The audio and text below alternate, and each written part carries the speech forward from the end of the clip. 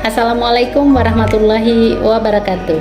Perkenalkan, saya Ida Farida, guru SMA Negeri 3 Dompu, sekaligus sebagai mahasiswa PPG dalam jabatan tahun 2022, kategori 1 LPTK Universitas Mataram. Bukalah matamu, saatnya meraih mimpimu. Arahkan pandangan ke depan, Tuhan kan menuntunmu.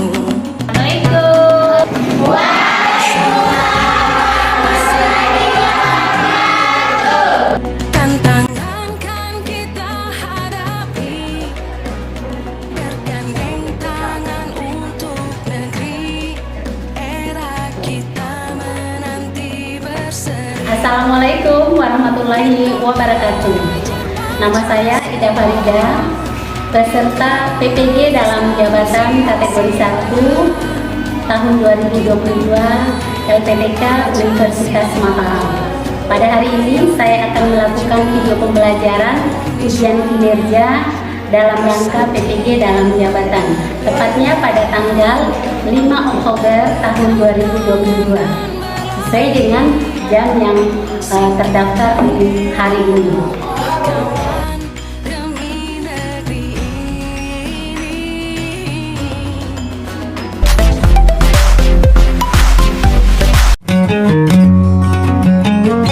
Assalamualaikum warahmatullahi wabarakatuh.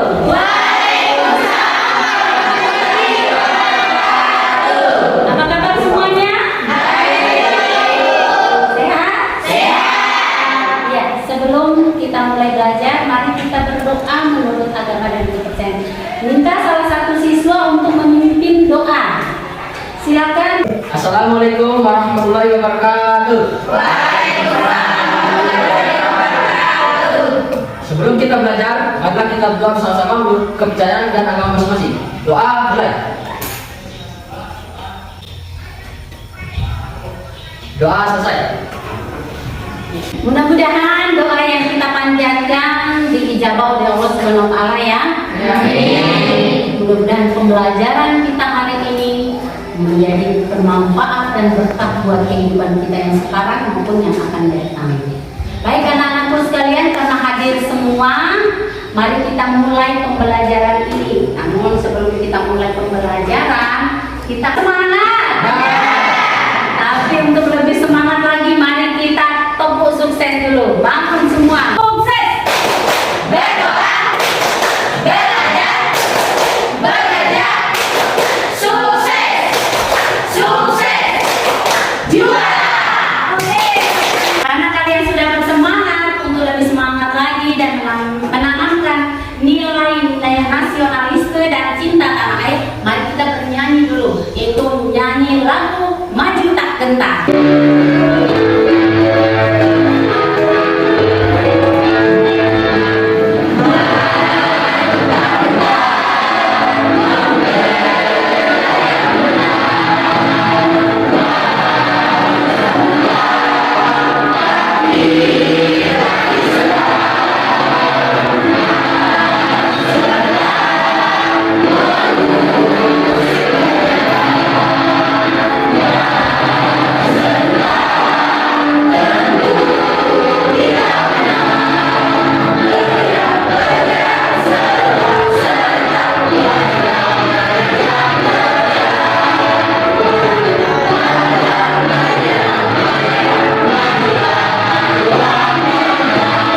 Perhatikan anakku semuanya ya.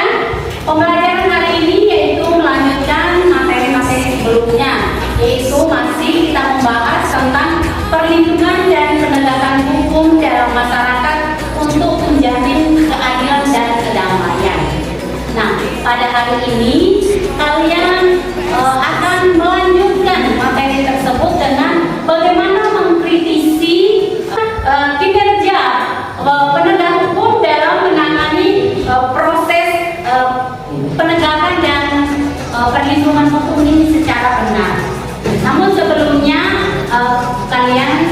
saya akan mereview dulu, menyegarkan kembali ingatan-ingatan sebelumnya tentang materi perlindungan dan penegakan hukum di Indonesia. Apa itu hukum? Siapa ya? Itu mulai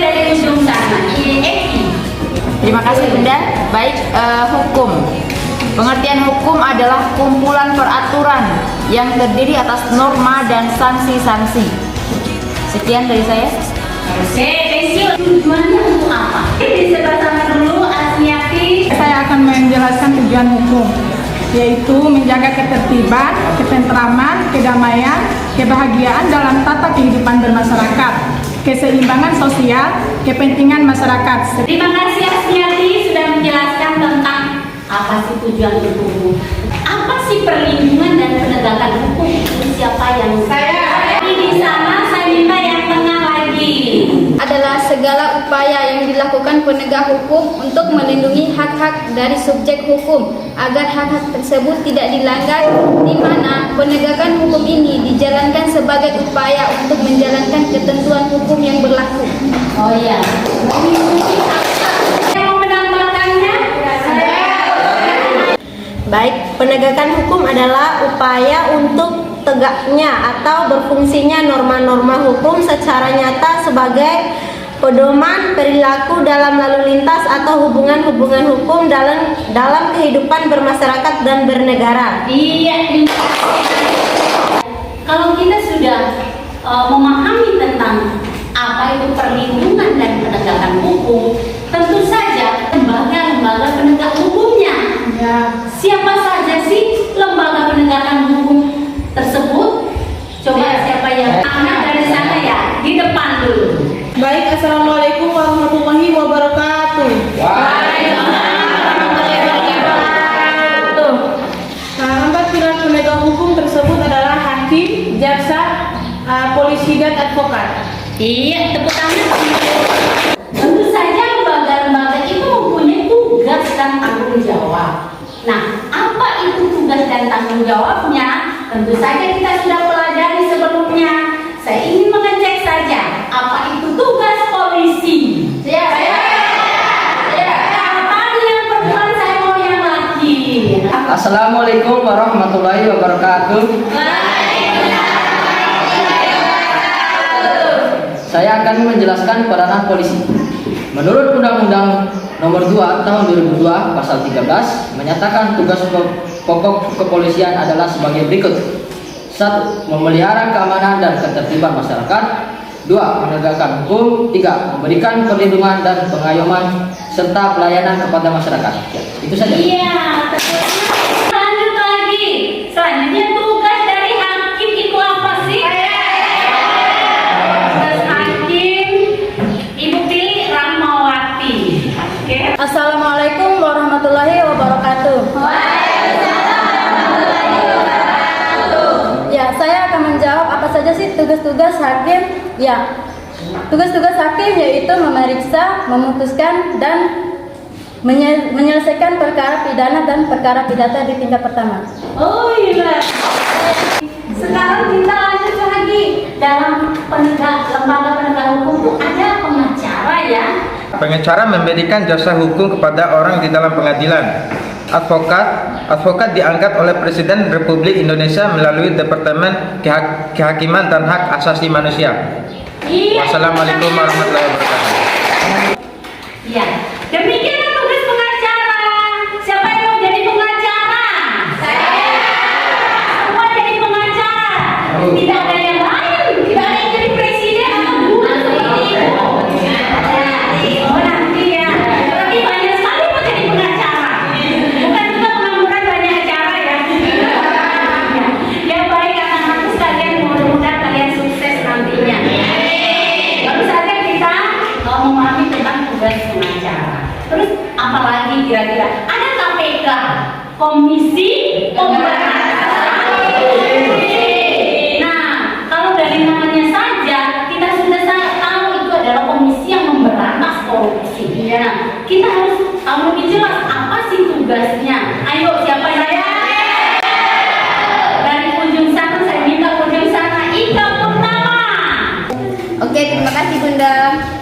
Tugas KPK atau peran KPK meningkatkan daya guna dan hasil guna terhadap upaya pemberantasan tindakan pidana korupsi Undang-Undang Nomor 30 Tahun 2002. Terima kasih. Komisi Pemberantasan Korupsi, meningkatkan daya guna untuk memberantas korupsi ini.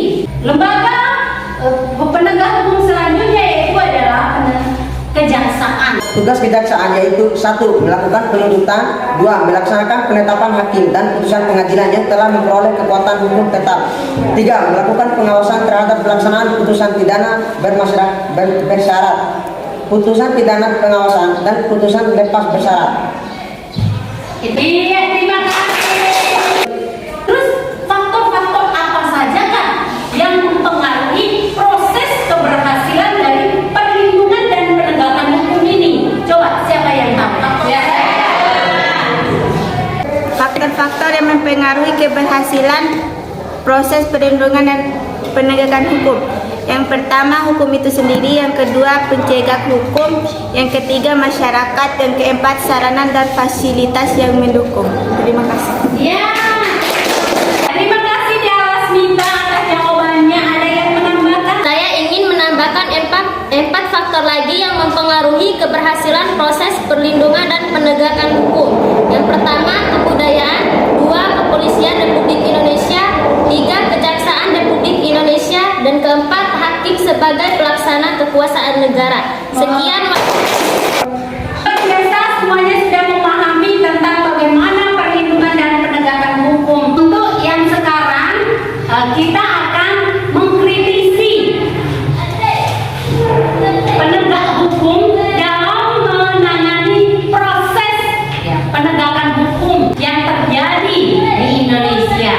Tujuan pembelajaran kita pada hari ini, kalian bisa mengkritisi bisa mengkritisi dalam bentuk poster, ungkapan dari sebuah kritisi, bisa juga seperti itu.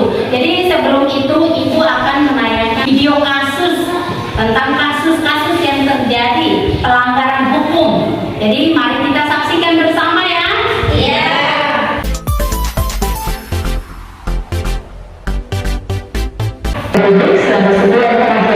Kasus terbaru adalah Kapolres Bukan Pembangunan Usaha AKBP Syaiful Anwar yang dicontohkan untuk Aniaya anggotanya. Terbentuk 11 kasus yang melibatkan anggota kepolisian di berbagai daerah di tanah air.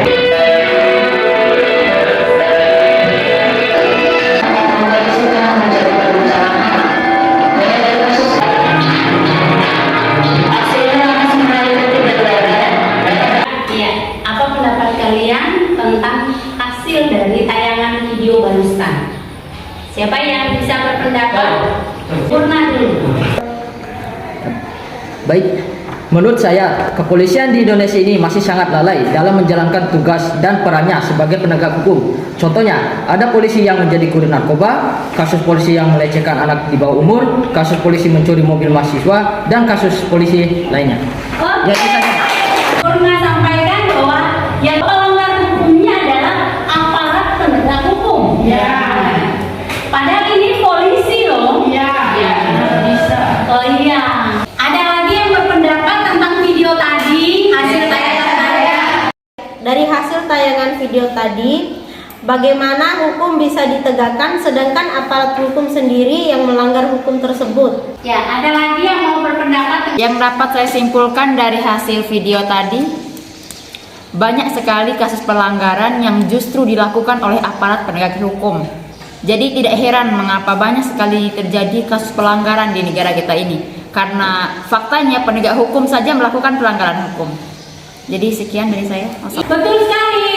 Bagaimana hukum ini bisa ditegakkan? Bagaimana orang-orang itu tidak banyak melanggar hukum? Karena aparat penegakan hukum itu sendiri yang melanggar hukum. Nah, pada pembelajaran kali ini kita akan mengkritisi aparat penegak hukum dalam menangani proses penegakan hukum atau pelanggaran hukum di Indonesia. Jadi Ibu akan memberikan kasus, kalian menganalisis, kemudian kalian mengkritisi penegakan hukum di Indonesia dalam bentuk poster. Bisa ya? Bisa. Ya, tapi sebelumnya Ibu akan membagi kelompok kalian menjadi 4 kelompok. Ya, perhatikan ini, sudah siap semua duduk berkelompok?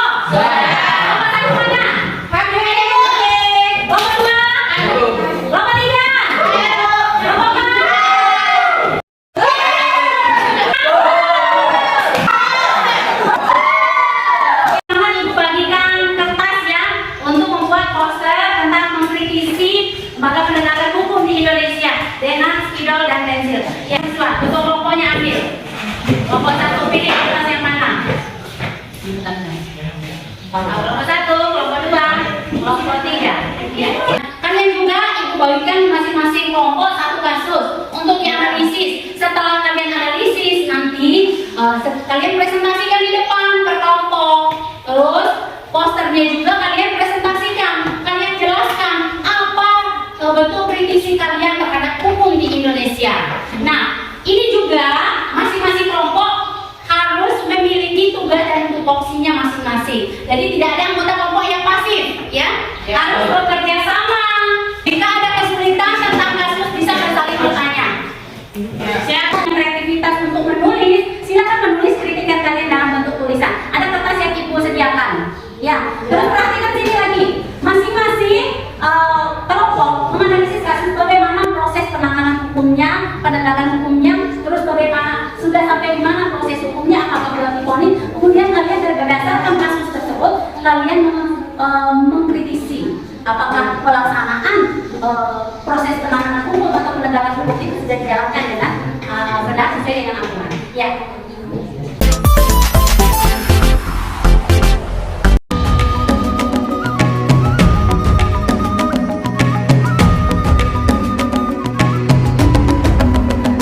Bangun dan bukalah matamu, saatnya meraih mimpimu. Arahkan pandangan ke depan, Tuhan kan menuntunmu. Sadarilah masa berganti, tantangan kan kita hadapi. Bergandeng tangan untuk negeri, era kita menanti berseri. Kita belajar Pancasila, kita bernafas dalam sila-silanya. Kita belajar Pancasila, ayo kita jaga untuk Indonesia. Bersatu dalam perbedaan, berpegang tangan dan berlari. Singkirkan egomu, oh kamu.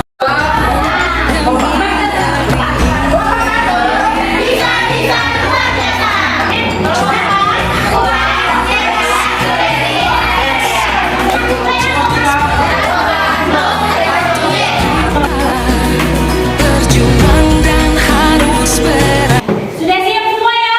Siap. Dalam presentasi nanti, satu kelompok menampilkan diri, kelompok lain silakan memberikan pertanyaan dan masukan. Silakan kelompok 1, kita berikan tepuk. Kami persilakan untuk kelompok 1. Bismillahirrahmanirrahim. Assalamualaikum warahmatullahi wabarakatuh. Kami dari kelompok 1 akan mempresentasikan hasil diskusi kami, yakni tentang susu formula bakteri pada tahun 2008 sampai 2019. Kelompok 1 bisa luar biasa.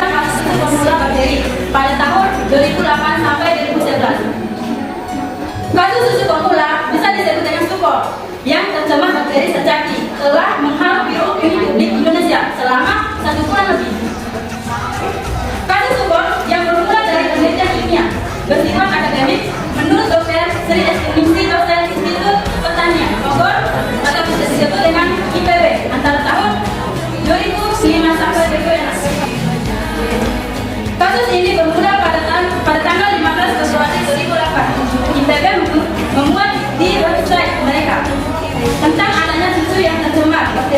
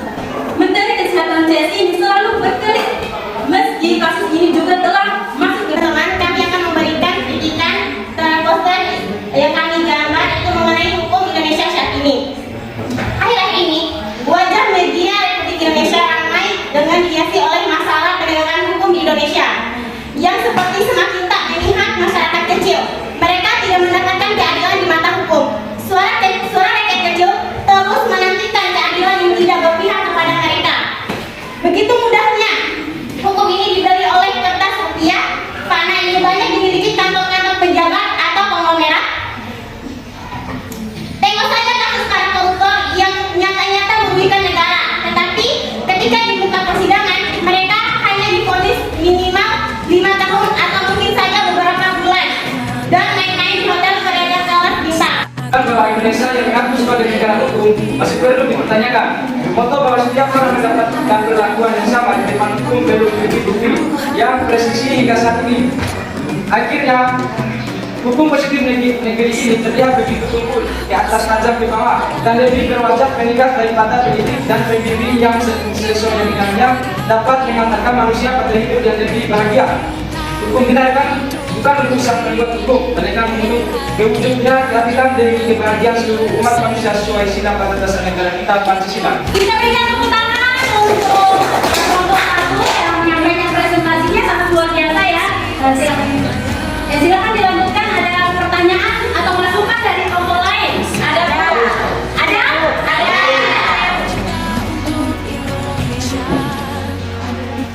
Silakan. Saya Reva Susana dari kelompok 4. Sedikit masukan dari saya. Sebenarnya tidak perlu resah, bakteri S itu mudah mati jika terkena panas derajat celcius selama 15 detik. Tidak ada dampak yang muncul belakangan, misalnya beberapa tahun kemudian. Susu formula adalah produk yang tidak stabil, artinya produk ini mudah terkontaminasi oleh kuman yang menyebabkan penyakit. Sehingga Ini menambahkan pertanyaannya tadi, mengapa kita harus tegakkan tentang kasus formula tadi? Menurut saya ini sangat penting untuk ditegakkan dan diurus kasusnya, karena ini bisa merugikan para konsumen yang mengonsumsi susu tersebut dan takutnya bisa berdampak lebih besar lagi untuk konsumen berikutnya kalau tidak ditangani dengan serius. Iya, betul sekali. Terima kasih Eki atas masukan dan sarannya. Kami akan mencatat sebagai bahan perbaikan. Presentasi dari kelompok 1. Wassalamualaikum warahmatullahi wabarakatuh.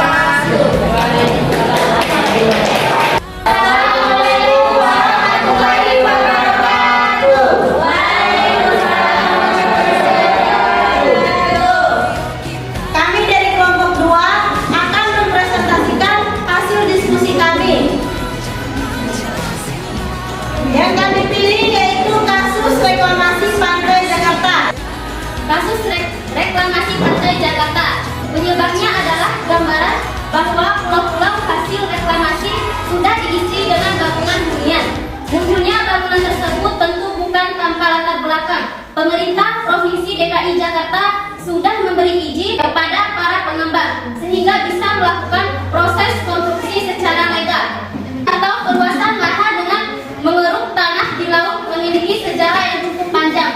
Ide ini kali pertama muncul pada tahun 1995, di mana kala itu muncul wacana memperluas wilayah ibu kota karena lahan yang ada sudah tidak lagi memungkinkan untuk pengembangan lebih lanjut. Prosesnya diawali dengan melahirkan keputusan Presiden nomor 52 tahun 1995 tentang reklamasi Pantai Utara Jakarta. reklamasi memiliki dampak negatif yang justru merusak alam dan biota seperti pencemaran laut berpotensi mengakibatkan sedimentasi dan tanah laut, kerusakan habitat dan ekosistem laut, potensi pencemaran udara, akses masyarakat ke pantai menjadi terbatas. Proyek reklamasi Teluk Jakarta melanggar pasal 31 Undang-Undang Nomor 2 Tahun 2009 tentang perlindungan dan pengelolaan lingkungan hidup yang berbunyi bahwa perlindungan dan pengelolaan lingkungan hidup adalah upaya sistematis dan terpadu yang dilakukan untuk memastikan fungsi lingkungan hidup dan mencegah terjadinya pencemaran atau kerusakan lingkungan hidup. Saya menjelaskan arti dari gambarnya seperti ini. Artinya, keadilan di Indonesia ini belum merata terhadap seluruh rakyatnya, apalagi dengan rakyat kecil. Banyak kasus rakyat kecil yang dihukum berat, seperti contoh kasusnya Nenek Ina yang dihukum penjara karena dituduh mencuri kakao. Sedangkan para koruptor dihukum ringan dan sel tahanannya pun nyaman di tempatnya. Hal ini sama sekali tidak mencerminkan sila kelima, keadilan sosial bagi seluruh rakyat Indonesia.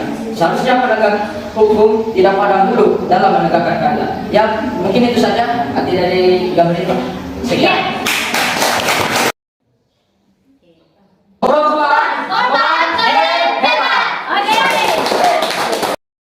Kelompok 3. Assalamualaikum warahmatullahi wabarakatuh. Baik, kami dari kelompok 3 akan mempresentasikan hasil kerja kami tentang kasus penangkapan narkoba. Kenalkan, nama saya Dela Smita. Saya Nurfia sebagai pembaca. Saya Faruk sebagai pemegang poster. Saya Jenny. Menjawab pertanyaan dari kelompok yang lain. Dan saya Eki Sulastri sebagai penjelas tentang kasus, poster, dan kesimpulan dari presentasi. Baik, kasus penangkapan narkoba di Dompu. Anggota Polres Dompu ditangkap atas kasus peredaran sabu di Bima. Oknum polisi yang berdinas di Kepolisian Resor Polres Dompu, Nusa Tenggara Barat. Teman-teman sekalian, untuk lebih jelasnya tentang kasus, tentang poster, serta kesimpulan akan disampaikan oleh Eki Sulastri. Terima kasih kepada moderator. Teman-teman sekalian, telah kita dengarkan bersama pemaparan tentang kasus yang terjadi di Kota Dompu beberapa bulan yang lalu, yaitu mengenai oknum polisi yang diketahui menjadi pengedar narkoba di Dompu dan Bima. Pengedar tersebut merupakan anggota kepolisian yang sebagaimana kita kenal bersama adalah polisi yang seharusnya menegakkan keadilan sebagai penegak hukum, mengayomi, memelihara keamanan bagi masyarakat, dan memberikan pelayanan bagi masyarakat. Lantas, yang menjadi pertanyaan kita semua pastinya, terutama saya sendiri, mengapa anggota polisi, oknum penegak hukum di negara kita ini bisa menjadi pelanggar hukum itu sendiri? Apakah beliau melupakan bagaimana tugas asli mereka sebagai polisi? Ataukah mereka memang acuh-acuh dengan tugas mereka?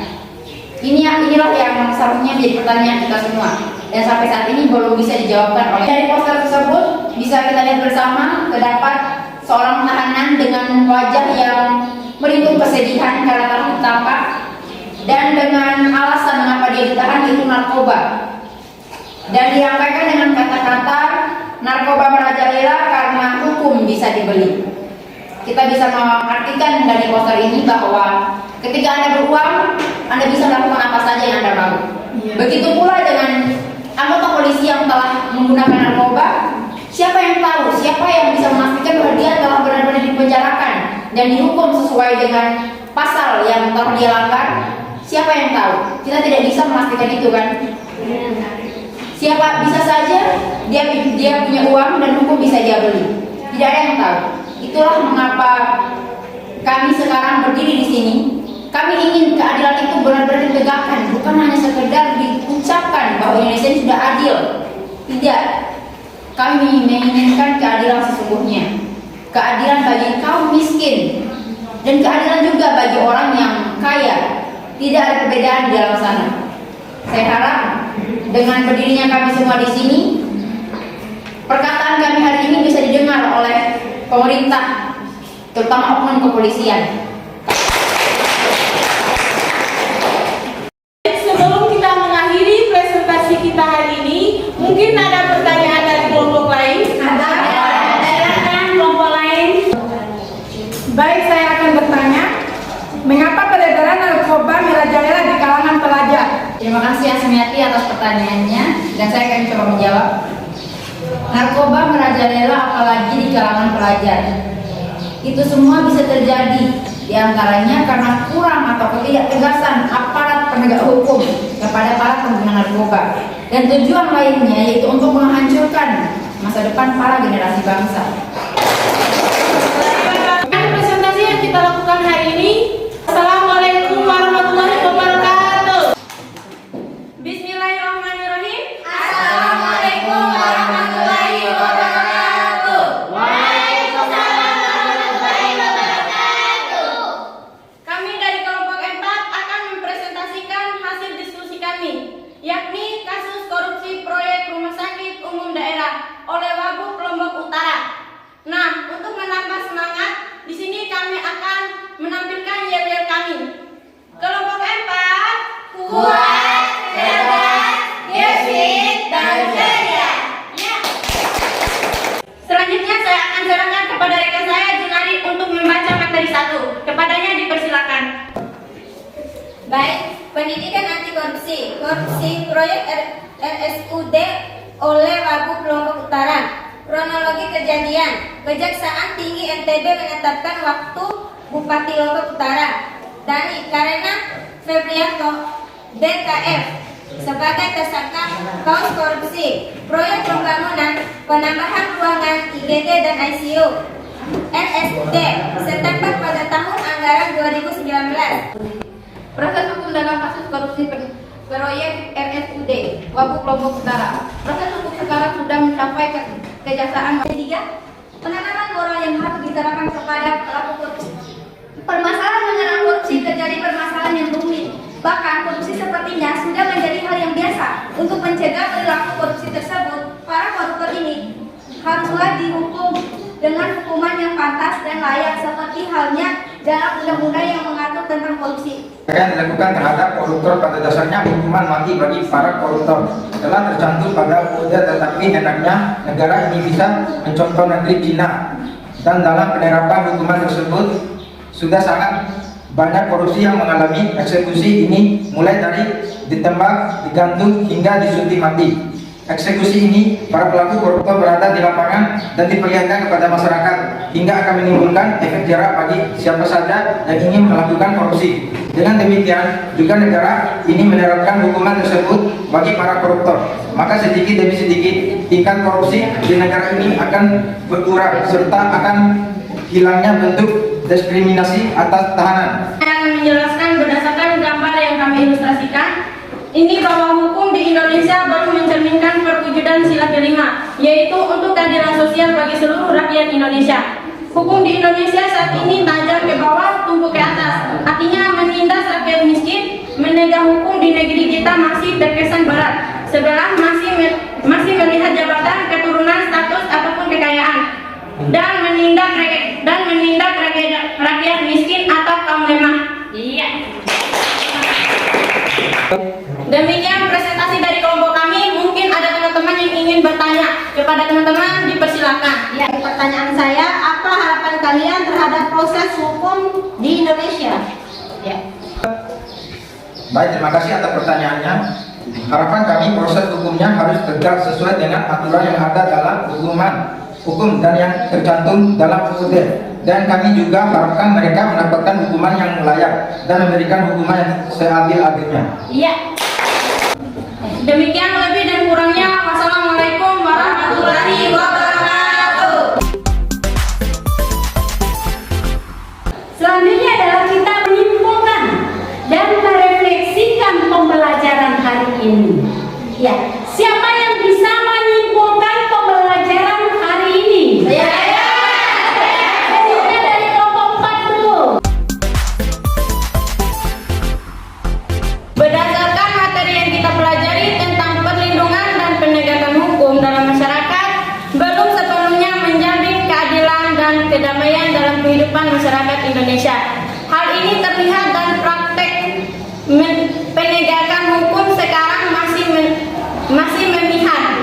Hukum belum menjamin keadilan seluruh warga negara, hukum masih memihak kaum-kaum tertentu. Ada lagi yang bisa menyimpulkan pembelajaran kita hari ini? Dari pembelajaran ini dapat saya simpulkan bahwa banyak sekali pelanggaran-pelanggaran hukum yang terjadi di sekitar kita. Kemudian proses perlindungan dan penegakan hukum di Indonesia mulai dari lembaga-lembaga penegak hukum harus bekerja secara optimal sesuai dengan tugas dan tanggung jawab sehingga penegakan hukum berjalan sesuai aturan yang berlaku sehingga menjamin keadilan dan kedamaian.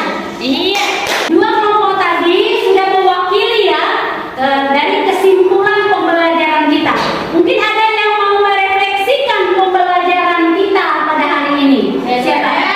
Silakan dari kelompok 3 ya. Setelah saya mempelajari materi hari ini, saya bisa lebih terbuka lagi dalam berpikir tentang bagaimana perlindungan hukum, penegakan hukum, apa itu hukum, bagaimana tugas-tugas para penegak hukum di negara kita ini.